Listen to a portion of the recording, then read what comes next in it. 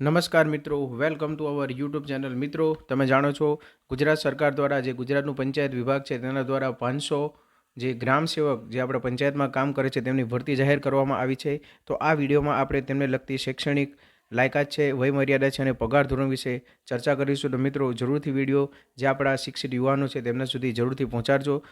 એનામાં ભરતીની જે ઓનલાઈન પ્રક્રિયા કઈ રીતે કરવી અને તેનો જે ફી કઈ રીતે ભરવી, તમામ મુદ્દાઓ આપણે ચર્ચા કરીશું। તો ચાલો મિત્રો, વિડીયોમાં આગળ વધીએ। તો તમે જાણો છો કે ગુજરાત પંચાયત સેવા મંડળ ગાંધીનગર હવે પછી મંડળ દ્વારા પંચાયત સેવાની વર્ગ 3 અને કુલ 500 જગ્યા છે મિત્રો।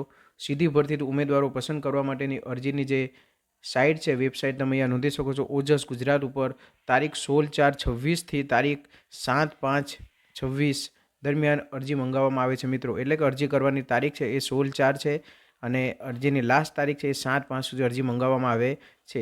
સામાન્ય વર્ગના ઉમેદવાર માટે જે ફી છે તે 100 રૂપિયા છે, બરાબર છે। ચાલો, અને તે ફી તમે 7/5 સુધી રાત્રિના 11 વાગ્યા સુધી તમે ભરી શકો છો મિત્રો। અહીંયા તમારું ઉમેદવારે જે ઓનલાઈન અરજી કરતી વખતે 15 KBનો જે પોતાનો ફોટોગ્રાફ છે, સિગ્નેચર છે અને JPG ફોર્મેટમાં સ્કેન કરીને કોમ્પ્યુટરમાં તૈયાર રાખવાનો છે, જે તમે ડાયરેક્ટ ચડાવી શકો છો। મિત્રો, વિડીયોમાં આપણે આગળ વધીએ તો કુલ જગ્યાઓ જે જિલ્લાવાર જગ્યાઓ છે તેની પણ અહીંયા માહિતી આપેલી છે। અહીંયા અમદાવાદ જિલ્લો, અમરેલી જિલ્લો, એ રીતે કુલ કેટેગરી વાઇઝ જગ્યાઓ અહીંયા તમને જોવા મળશે। અહીંયા જે જગ્યાઓ છે તે દિવ્યાંગ ઉમેદવારો માટેની છે અને અહીંયા જે ઉમેદવાર છે ભરવાપાત્રની કક્ષાવાર જગ્યાઓ છે મિત્રો, બરાબર। તો ચાલો આપણે લાસ્ટ કોલમમાં જતા રહીએ। કુલ જગ્યાઓ છે 500 જગ્યાઓ ભરવાની છે મિત્રો, બરાબર। તમે આ જે અરજીની માહિતી છે હું ડિસ્ક્રિપ્શનમાં મૂકીશ, તો તમે પરિપત્ર પણ વાંચી શકો છો મિત્રો। ચાલો, અહીંયા જો જે 500 જગ્યાઓ છે તે પૈકી 27 જગ્યા શારીરિક અશક્ત ઉમેદવાર એટલે કે અનામત કેટેગરી માટે રાખવામાં આવી છે, બરાબર। ચાલો આપણે આગળ જોઈએ। તો આ એક ખાસ તમારે નોંધો કે ઓનલાઈન અરજી કરતી વખતે ઉમેદવારે કોઈ પણ પ્રમાણપત્રો જોડવાના કે અપલોડ કરવાના થતા નથી। ઓનલાઈન અરજી વખતે પ્રમાણપત્રોની વિગતો મુજબ ઓનલાઈન અરજીમાં ખાલી તમારી વિગતો ભરવાની છે મિત્રો। અહીંયા કોઈ પણ તમારે પ્રમાણપત્રો ઓનલાઈન કરવાના થતા નથી, કે અપલોડ કરવાના થતા નથી મિત્રો। ફી ભરવાની છે એ તો તમે કોમ્પ્યુટર પર ભરી શકશો, બરાબર છે। ઓનલાઈન ફી ભરવાની છે ઓજસ સાઇટ ઉપરથી, તેની વાત કરવામાં આવી છે અહીંયા। ચાલો, હવે ખાસ મહત્વનો મુદ્દો શૈક્ષણિક લાયકાત। મિત્રો, ગ્રામ સેવક વર્ગ 3 છે તેની શૈક્ષણિક લાયકાતની વાત કરીએ તો બેચલર ઓફ રૂરલ સ્ટડીઝ એટલે કે જે ગ્રામીણ શિક્ષણ છે એમાં accept bachelor of rural studies, home science, BSc agriculture, BE agriculture and BTech agriculture એટલે કે જે BSc એગ્રીકલ્ચર છે, BE અને BTech હોય તે લોકો અરજી કરી શકે છે। BSc horticulture degree obtain from any of the university, બરાબર છે મિત્રો।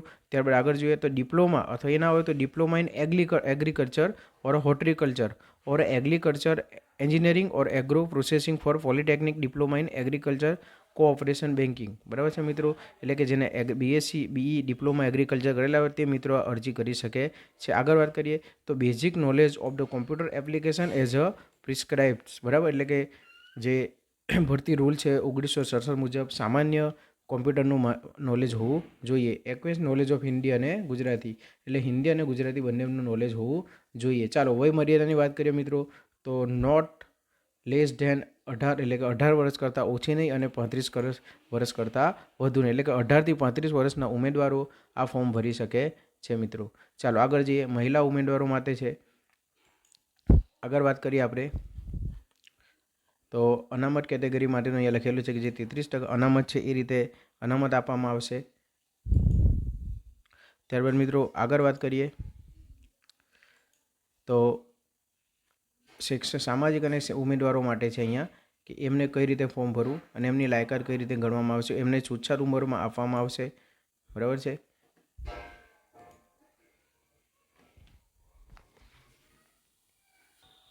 આ ભરતી પ્રક્રિયા માટે સ્પર્ધાત્મક પરીક્ષાઓ પદ્ધતિ લેવામાં આવશે।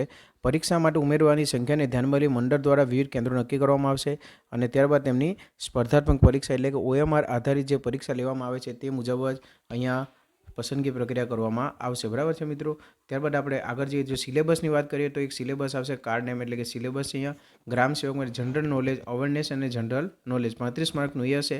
ગુજરાતી ગ્રામર હશે 20 માર્કનું, ઇંગ્લિશ ગ્રામર હશે 20 માર્કનું, બરાબર છે। અને જનરલ મેથેમેટિક્સ રિઝનિંગ 25 માર્કનું, question assessing the requisite knowledge of the job અને ટેકનિક એટલે કે તેમને કાર્યક્ષેત્રને લગતા પણ 100 માર્કના પ્રશ્ન હશે। કુલ 200 માર્કનું આ પેપર હશે મિત્રો, બરાબર।